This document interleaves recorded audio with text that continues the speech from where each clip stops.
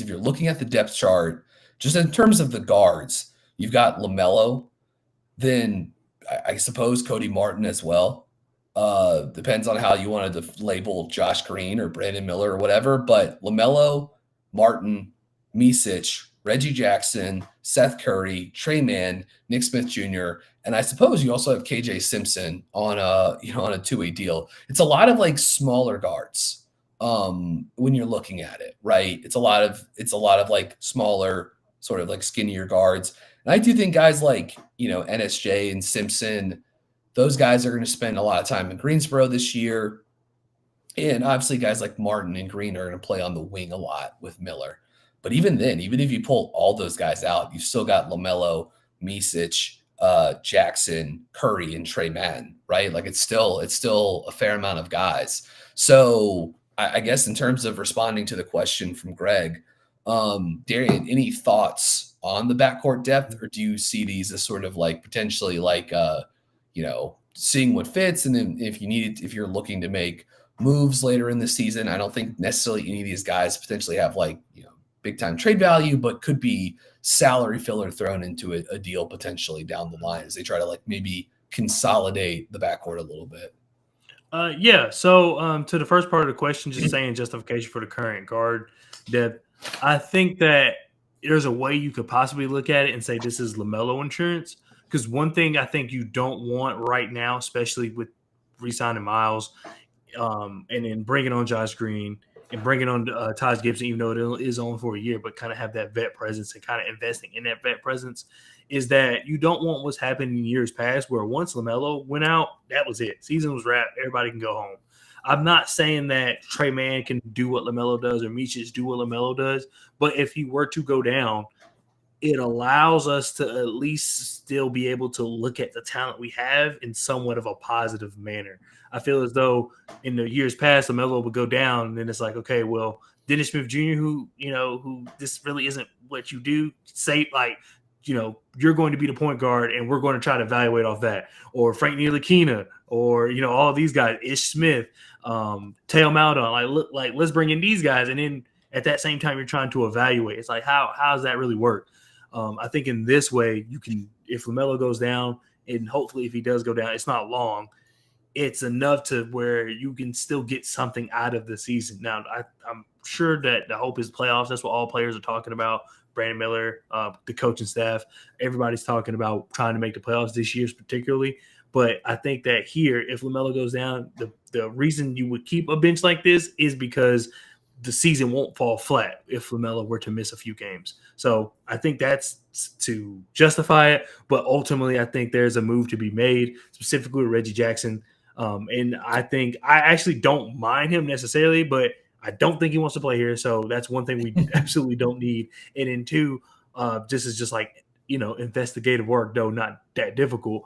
There has been no media communication about Reggie Jackson at all from the Charlotte Hornets. And even a couple days ago, they released a post saying this is all that's happened this summer league. And not summer league, but this summer. And they included re-signing Miles. They included getting Josh Green. I think they included even drafting Shalon. The one thing they didn't talk about was Reggie Jackson, which the only thing he got was, hey, we acquired this guy in a deal, but there has been nothing else. Not an article, not anything. So I think there is a move to be made. So I think that's kind of the path. But to justify it, I think it will be just LaMelo insurance if they were to keep him. And this is just some weird rollout for Reggie Jackson. Yeah, I think like Mann especially looms as like LaMelo insurance just because he is so creative with the ball. Like we talked about Mann earlier this summer. I think when we were doing some of like the like season sort of like recap pods. And obviously like he's got a lot of talent with the basketball. It will be interesting to see what his role is as he heads into the final year of his rookie, 4-year rookie contract. Yeah, Jackson, he certainly feels like one of those guys that no matter at some point between now and then being the buyout deadline, does not feel like he's going to be on Charlotte's roster. I think even if they went into the season with him, I could see him being a guy that eventually was bought out, released. And if there's a team that's looking for cheap shot creation, I could see a guy like Jackson maybe commanding some interest on in that that sort of like veteran minimum capacity. But beyond that, I don't see him having like a ton of value. And yeah, he's the one that probably makes the least sense, I think, in the rotation. Misic is older, but I think with his pick and roll creation, his driving, the strength that he has, like he gives them something. Ultimately, it's nice that the Hornets have multiple guys that can operate pick and roll and also provide some shooting if you're looking at Seth Curry. And I think Man has showed the nice ability to shoot the ball too. We'll see what the long-term future is for a guy like Cody Martin too. I don't think any of these guys are necessarily insurance for him down the line. I mean, maybe Smith Jr. to an extent, but obviously he's not the same sort of like caliber of or wing-sized wing defender. I guess Green is probably that which we've discussed previously before on the pod. But there's certainly a lot of skill. There's some shooting in here. And there's some depth, which is nice, but it certainly does feel like there's going to be a move.